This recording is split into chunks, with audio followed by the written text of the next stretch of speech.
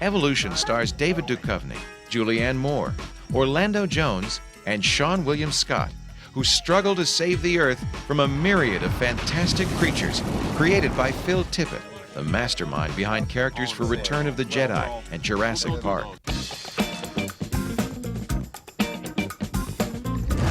Oh, wow. The show's about alien creatures, and they all have to be different and cool and realistic.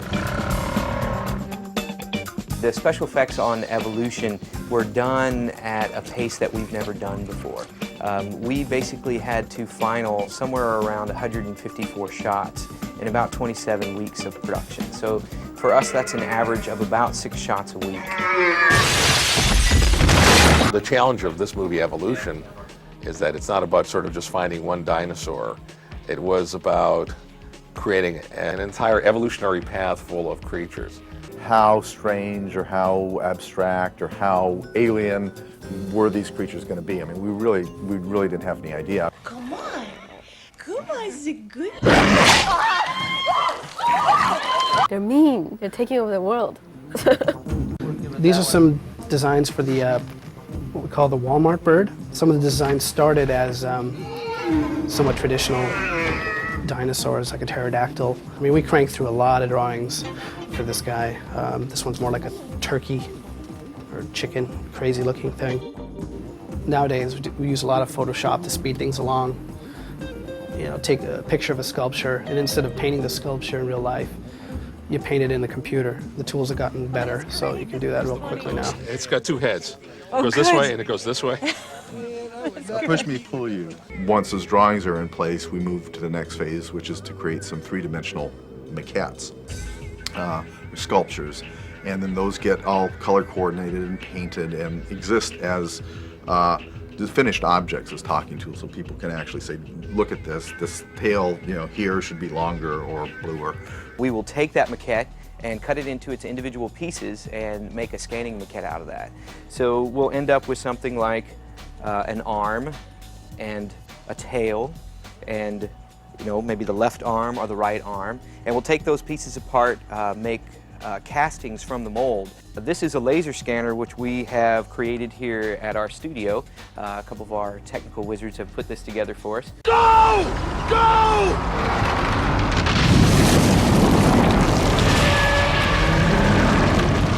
This was the hardest creature to design, just because it was the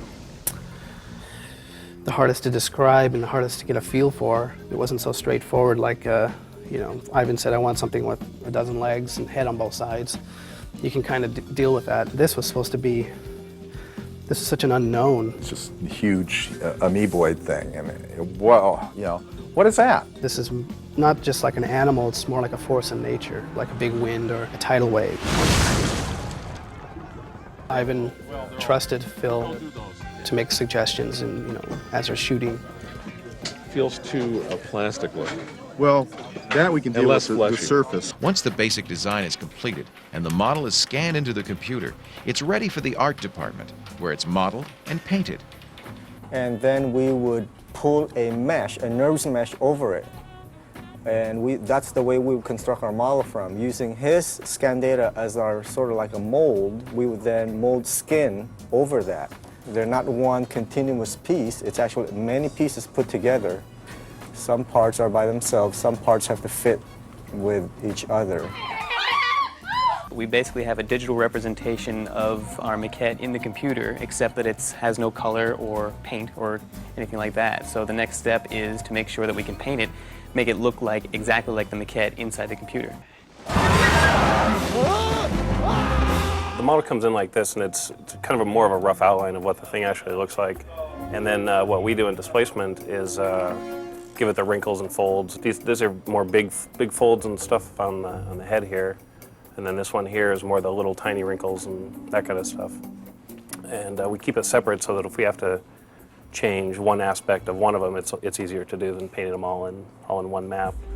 While the model is being painted in the paint department, the scan model comes in here to the puppet department, and the puppeteers will rig a character setup or puppet for the creature. So for example, this is the big amoeba that we have for the end of the picture, and you can start to see here these little boxes and lines represent controls that they're just starting to lay in. for this character. And these boxes and controls will basically allow the animator to move and and set up the character in different positions. So this is basically kind of analogous to a stop motion armature. So you can actually pose the creature the way you want. The special effects of Evolution are a true collaboration, requiring total cooperation in the technical as well as creative efforts of actors, special effects artists, and the director. First of all, I was really happy to work with Phil Tippett. I think he's really one of the great sort of special effects supervisors in the business. I think the fact that he came out of stop motion animation instead of from the computer world, helped sort of instill in him a love of the actual creatures. In a scene like this, we called it the Walmart bird for the longest time. There's a big pterodactyl type thing that flies through this shopping mall. And you have to absolutely know the speeds and the timings. Because when you get on the set, what you have to do is choreograph, literally like a dance, all of these scenes together, because you're working with individual little tiny, mosaic pieces, but you have to know, like an architect, how they all go together. A scene normally is about give and take, but when you're working with an inanimate object, or an object that's not there, there's no take, there's only give.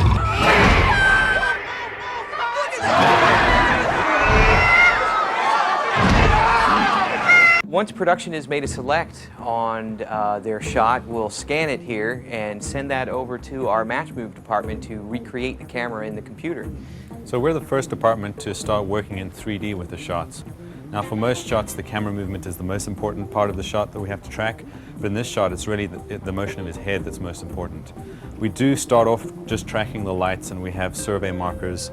We get some information from the set where they have noted what the lens is that the shot was shot on, and they also give us a small diagram showing where the action took place, where the camera was, and where the actor was standing. The fly! There's a fly in my suit! We've done a render where you can see the red head and the blue helmet matching roughly the motion of the actor. And in addition to that, we've also tracked his eyeballs, because what's important in this shot is the eye line of the actor is going to dictate where the mosquito is animated. So here's an example of the mosquito once he's in the scene, following the eye line of the actor based on the match move that we've given them.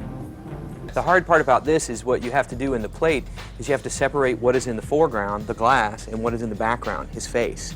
And you have to cast a shadow on the background, which is on his face, but not on the glass, which is in front of it. And it's very difficult to separate in front of and behind when it has transparency in a background plate like this. Once we've done all the tracking of the eyes and the head and all that, we give this scene over to the animators, and they're the ones who place the mosquito in there. And it's up to them to use their own discretion how much they want to follow the guidelines we've given them. We're saying kind of this is what happened in the real world on set, and we give that to them as their reference. And from there, they use their own creative freedom to decide how much they want to follow his eye line, or how much, for their own reasons of timing or, just the action of the shot, they want to veer from it. With each character that we do, we try to find some sort of real-world reference.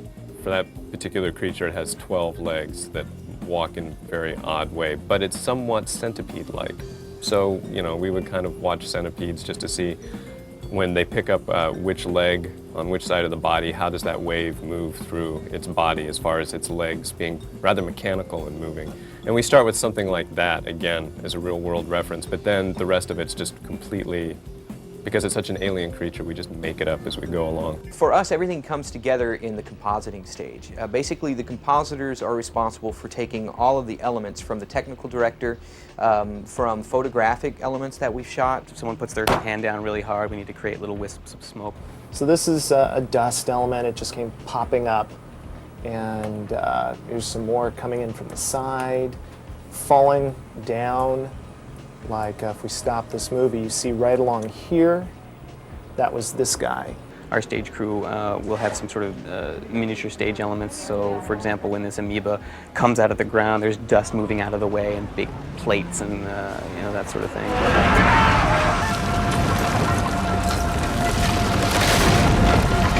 Because it's a big jigsaw puzzle.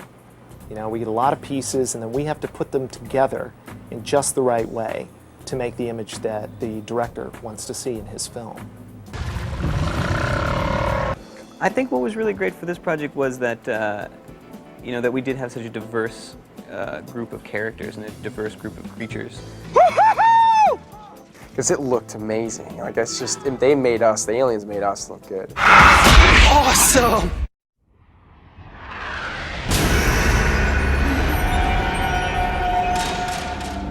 We're here to investigate the meteor, if indeed that is what it is. Oh, ooh. It's a rock that bleeds. Now that's peculiar. It's too amazing to even contemplate it. It's like they're evolving. The little babies seem to be growing up. I hope they don't make it to puberty. There's a bug in my suit! You're all sealed up. That's impossible. Don't tell me I'm sealed up! I know there's a bug in my... Ooh! It's in me! Hi, I'm Orlando Jones. You're here on the set of Evolution, where we're going to take you where no other behind the scenes has ever taken you. Deep, deep, deep undercover. 94, take 2. You guys are back a little bit. Roll, please! Mark. Action! Joining me on this evolutionary journey are the always suave and mysterious David Duchovny. You should have seen the size of that thing he had inside. It was like this, man. You took it like a man. The all-American wonder boy, Mr. Sean William Scott. Awesome! And the lovely and talented Miss Julianne Moore. It was so hot. Naturally, I'm the superglue that holds this motley crew together. Meteor hit last night. And as the Glen Canyon official representative of the United States Geological Survey, I have been assigned to check it out. I'm taking you along because I actually have to do something scientific. Planning the end of the world is not something you can do in a day. For our fearless leader, Ivan Reitman, who told me in a private fireside chat that I was his favorite, it took years to find just the right kind of threat that could both wipe out the Earth and allow for a sense of the absurd. I think we should go with this. Now the man, the myth, the legend who made Ghostbusters a household word delivers a story that is out of this world. I loved Ghostbusters. That's sort of the hardest kind of thing to find. You know, some new larger-than-life kind of threat that you can play both large-scale special effects against and also comedy. Oh! That's like a big loogie!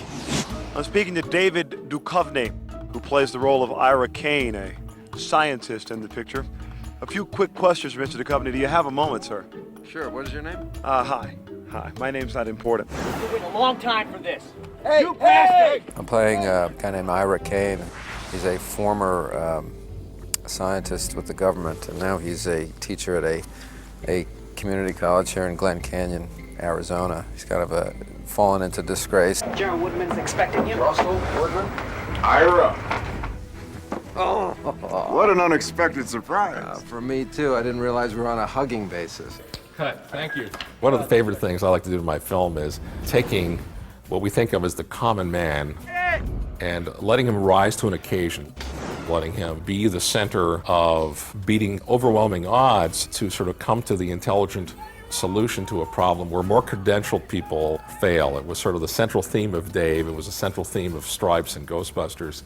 And I think it's a central theme here in Evolution. Hey, snag one. Snag one? Snag one and put him in the bucket. I seen this movie. The black dude dies first. You snag it. And here she is, ladies and gentlemen, Julianne Moore. How are you? Get out of here, Orlando. I'm not talking to you. There are people who don't quite fit in, that are misfits in one way or another. You know, my character is kind of a brainiac, but she's very physically awkward. Somebody like that is kind of endearing. Julie's a great actress, and anytime you can be in a scene, no matter what you're playing, you know, whether or not she's falling on her face or doing a more serious scene, you look in her eyes and she's present. Hi, here we are standing here on the set of Evolution, standing with one of my co-stars, Sean William Scott. I am, of course, I'm Orlando Jones. Sean, a few quick questions. Do you mind? No, I don't mind. I play a guy named Wayne Gray. He's got a big heart and really nice, average guy. He's, you know, working at a crappy job at a country club. Hey, pool boy, you watering down the Mai Tais? No, sir. But let me fix you something special. Because you're nothing but a big, fat monkey turd. He really just wants to be a fireman, but he's not the most intelligent guy in the world. Go, come on! This is his one opportunity to really do something meaningful, I think. Let's do this! By working with these guys and battle aliens. Looking this way next, guys. It's a rehearsal. Can somebody tell me why I was not informed? Dan Aykroyd plays the governor of Arizona. He has just this dominating, startling presence, and he galvanizes the screen. Governor Lewis! I don't see anything burning. Where are all the explosions? We're just getting underway. Didn't know you were coming to see the show, sir. Well, you damn well better make it a good one, Sergeant. That's general. Not if you screw this up. Mr. Reitman has a certain knack, if you will, for eliciting comic performances from a wide range of actors. With Evolution, lightning strikes again when Academy Award nominee Julianne Moore struts her comedic stuff and the dashing David Duchovny demonstrates his comic potential. I carried him as much as I could. I've spoken to a number of people in the set, and they all go on about how extremely funny you are, how amazingly funny you are in this picture. Do you think that's going to surprise people? Yeah. You know, I always thought David Duchovny was a very, very funny guy who's, as yet, never had the opportunity in a film to play a comic role. Ready for lunch? Or have you already eaten? Right on here, right on Julianne, who is a dramatic actress with Academy Award nominations, look at that, wanted to play a broad comedy. Her klutziness in the movie was her idea. She wanted to show that she could do that, and in fact, she does very well. It was kind of a departure from stuff that I've usually done. It's a very traditional, straight-up American comedy. Oh, we haven't been formally introduced yet. I'm Wayne Gray. Oh, hey, I'm kind of with him. Oh, that's cool. Mr. Reitman, really a guru, a mastermind in the way of comedy and film. A little bit about working with Mr. Reitman. Yeah, how long for a reset? I think Ivan's sensibility is often to turn things on their head, to thumb his nose at the establishment. You know, in his movies, things like the military are always, you know, full of jackasses. Like the bonfire we got going there, General Woodman. Should have brought some wieners. That can be arranged, Governor. Let me take you back in time to when a young Mr. Reitman developed his passion for movies while growing up in Canada. A lover of jujubes and caramel corn, he could be found every Saturday afternoon at his local theater watching science fiction, horror, and comedy fare. Ivan's fascination with the movies continued through college, where he made his first 2 professional films. A few years later, in the disco year of 1978, Ivan firmly established himself in Hollywood with the hugely successful National Lampoon's Animal House. In the next 5 years, Ivan went on to direct 3 of the most beloved screen comedies of all time: Meatballs, Stripes, and Ghostbusters. The city is headed for a disaster of biblical proportion. What do you mean, biblical? What he means is Old Testament, Mr. Mayor. Real wrath of God type stuff. Exactly. Fire and brimstone. Human sacrifice, dogs and cats living together, mass hysteria. Enough, I get the point. I think people get behind his heroes because they're completely flawed and weak and silly, and yet they triumph in the end. If I was a giant, nasty alien bird in a department store, where would I be? Lingerie. Not you, the bird. Lingerie. I just thought I'd take a sort of very sort of simple look at science and how it works institutionally, playing it against kind of a classic 50s style science fiction extravaganza, but using sort of contemporary comedy language that people have learned to expect in my films. Come on, my little red lobster. Come on. Oh! I need to somehow express emotion non-verbally. Ivan genuinely has in his head a real solid idea of how something should look. That'll just continue to break away. Ivan certainly has a sense of comedy that's tremendous. I mean, he really can hear it. He hears where the rhythms are. He's very musical. He can hear kind of the melody in the line, you know, where it's funny. So he's somebody you can rely on tremendously. Did you like that? Thought you guys might want to take a look at it. While the last came easily on Evolution, Ivan faced all the major challenges that come with producing a large-scale visual effects movie. In this picture, I think there are also aliens, am I correct? That's true. And these aliens are more, shall we say, scarier. For me, the comedy is very important because that's the language that I talk in films, that I express myself in. But just as important in a film like this is that we give proper weight and attention to the science fiction and intelligence side of it, that it all kind of makes sense, that you do get caught up in it emotionally, that it's a big-time ride with regards to the special effects.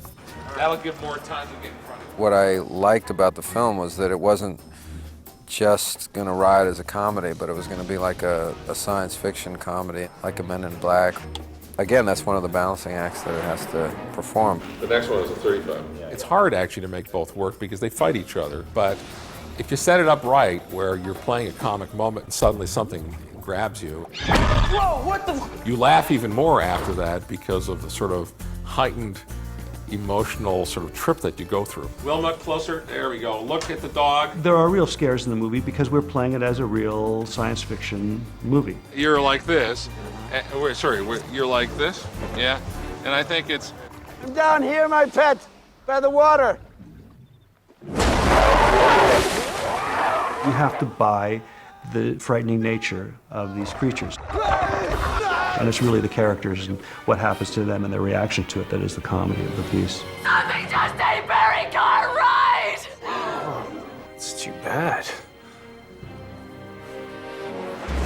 Effects mastermind Phil Tippett, who did the larger-than-life dinosaurs in Jurassic Park, supervised the creation of the aliens for Evolution.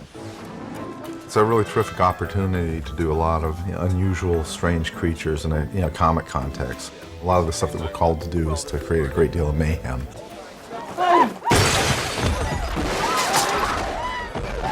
You want to have fun with it. It is a comedy, but the weight of it is towards a reality. His expressions get played up a little bit more. We've tried to bring a character to them. Because, just to have big, scary things, a lot of movies have done that. I try to have sort of big, scary things that have an attitude and personality. Come on, cutie. Come on, the good.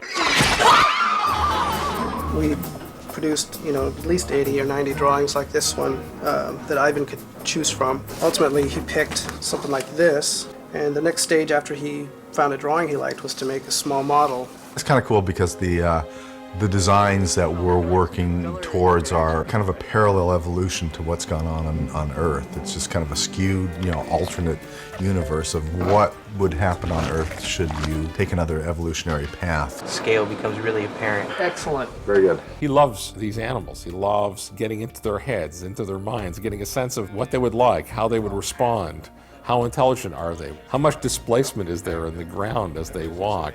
How does the body move? What is the skeletal structure so that there's some sense that the thing is real? Guys, back to one.